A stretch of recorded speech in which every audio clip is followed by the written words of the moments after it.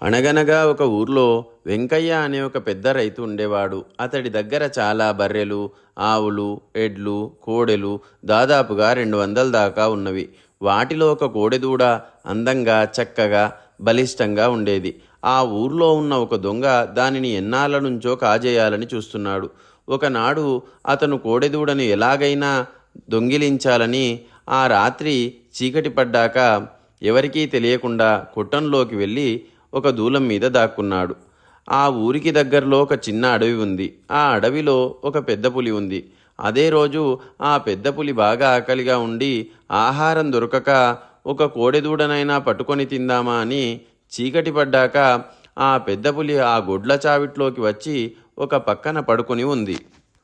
బాగా చీకటి పడి అందరూ నిద్రపోయాక ఆ దొంగవాడు దూలం మీద నుండి క్రిందకు దిగాడు.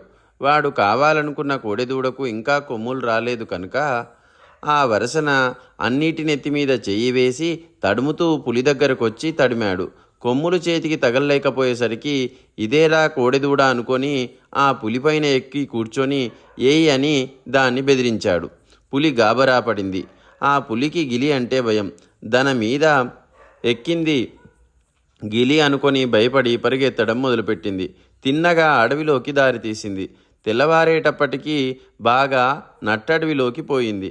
తెల్లవారగానే ఆ దొంగ తనెక్కింది కోడదూడ కాదు పులి అని తన మనసులో అనుకొని ఎట్లారా భగవంతుడా దీన్నుంచి తప్పించుకునేదే అని ఆలోచిస్తున్నాడు. ఇంతలో ఆ పెద్ద పులి పెద్ద పెద్ద ఊడలు దిగి ఉన్న మర్రి చెట్టు క్రిందికి పోతూ ఉండగా ఆ దొంగ వెంటనే ఒక ఊడ పట్టుకొని ఆ చెట్టు మీదకి పారిపోయాడు. తన మీద ఉన్న గిలిపోయింది కదా అని పులి పరుగెత్తుకుంటూ పారిపోయింది.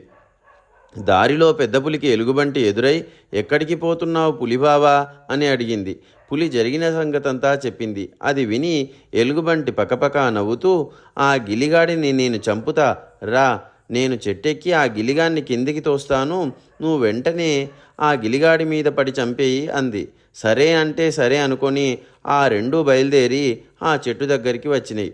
ఎలుగుబంటి చెట్టెక్కింది. పెద్ద పులి క్రింద కాపలా కాస్తూ కూర్చుంది. ఇది చూస్తున్న దొంగకి ఏమీ తోచడం లేదు. ఎలుగుబంటి దగ్గరికి వస్తున్నది. దొంగ ఇక లాభం లేదని వచ్చే ఎలుగుబంటిని వెనక కాలితోటి ఒక్క తన్ను తన్నాడు. ఆ తన్నుకి పట్టు వదిలి ఎలుగుబంటి క్రింద పడింది. గిలిగాడు క్రింద పడ్డాడనుకొని పులి ఎగిరి ఆ ఎలుగుబంటి మీద దూకింది.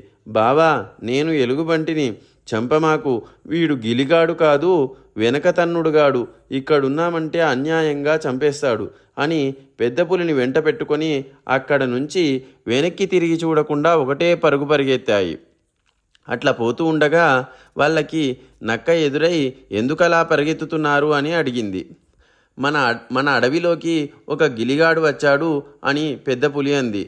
కాదు, వెనక తన్నుడుగాడు వచ్చాడు అని ఎలుగుబంటి అంది. నక్క పెద్ద పెట్టున నవ్వి ఓరి పిచ్చి వాళ్ళారా, ఈ భాగ్యానికే పరిగెత్తిపోతున్నారా?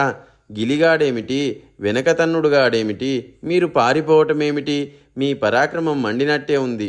వెనక్కు పదండి, వాడి అంతు నేను చూస్తాను అని అది ప్రోద్బలం చేసి ఆ ఇద్దరిని వెనక్కి తీసుకెళ్ళింది.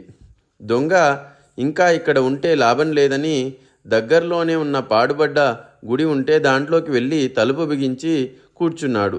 నక్క, పెద్దపులి, ఎలుగుబంటి ఆ చెట్టు దగ్గరికి వచ్చి చూస్తే ఆ దొంగ అక్కడ లేడు. నేను చెప్పలేదా, మనం వచ్చే లోపల వాడెక్కడో దాక్కున్నాడు. పిరికివాడు కాకపోతే దాక్కుంటాడా? ఇక్కడ దాక్కునేటందుకు మాత్రం ఏముంది ఈ గుడి తప్ప, రండి ఈ గుడిలో ఉన్నాడేమో చూద్దాం అని నక్క, పులిని, ఎలుగుబంటి గుడి దగ్గరికి వెళ్ళాయి. గుడి తలుపులు వేసి ఉంది. గుడి తలుపులు తీయాలని నక్క ప్రయత్నం చేసింది, కానీ సాధ్యపడలేదు. చివరకు నక్క విసిగి ఆ తలుపు బొక్క గుండా తన తోకను దూర్చి గడియ తీద్దామని ప్రయత్నించింది. ఇది గమనించిన దొంగ ఆ నక్క తోకను పట్టుకున్నాడు. నక్క ఇకిలించటం మొదలుపెట్టింది. నక్క ఇకిలింపు చూసి ఎలుగుబంటి ఏం నక్కబావా, ఇకిలిస్తున్నావెందుకు అని అడిగింది. ఇకిలించంది పిగిలించంది ఎన్నాళ్ళ కిందటో వేసిన ఇనుప గడియలు వస్తాయా అన్నది నక్క. ఈ విధంగా కాసేపు దొంగ నక్క పీకులాడే వరకు నక్క తోక కాస్త తెగిపోయింది. నక్క బ్రతుకు జీవుడా అని పరిగెత్తడం మొదలుపెట్టింది. పులి, ఎలుగుబంటి కూడా దాని వెంట పరిగెత్తాయి. పరిగెత్తుతూ నక్కబావా నక్కబావా, గుళ్ళో ఉన్నది ఎవరు అని అడిగినాయి.